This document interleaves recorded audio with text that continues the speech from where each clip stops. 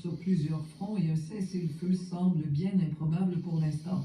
L'armée russe continue de bombarder la ville de Mariupol, qui est privée d'électricité et d'eau. Nous allons faire le point avec Alexis Gacon. Alors Alexis, les Russes encerclent toujours Kiev et ils tentent maintenant également d'atteindre Odessa. Oui, les Russes ont bombardé aujourd'hui Mykolaïv, ça c'est à 130 km d'Odessa, un port clé que vise Moscou.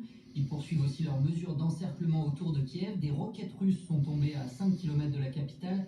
D'autres percées sont en cours à Izium, dans l'est. À Mariupol, la situation déjà dramatique ces dernières heures empire encore. En fait, la Croix-Rouge estime qu'il n'y aura bientôt plus de nourriture. Des gens se battent pour en avoir et des magasins sont pillés. Et pendant ce temps, à Versailles, le sommet des dirigeants de l'Union européenne a conclu sa première journée. Il tente de trouver une façon d'aider l'Ukraine.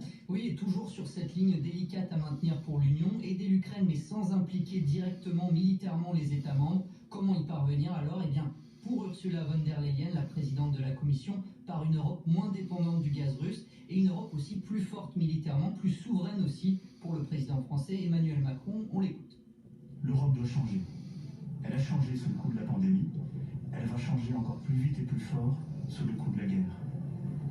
Parce que la guerre en Ukraine est un bouleversement profond de nos équilibres, des croyances qui avaient gagné notre continent. Et donc elle doit nous conduire à être lucides, ambitieux et prendre des décisions qui sont à la hauteur.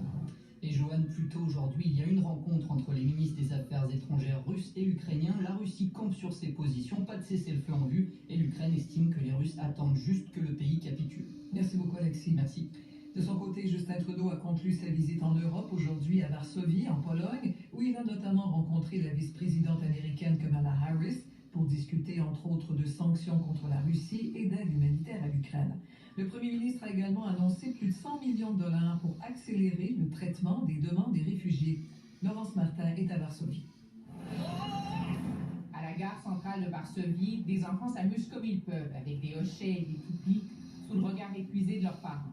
Ici, des milliers de réfugiés arrivent chaque jour, souvent sans savoir où ils vont finir par se poser, comme l'explique Kuba, un bénévole. En général, il reste quelques dizaines d'heures, une journée et demie, quoi. Certains sont tellement épuisés qu'ils n'ont pas la force de se lever à 4 heures du matin pour prendre le train qui va à Berlin.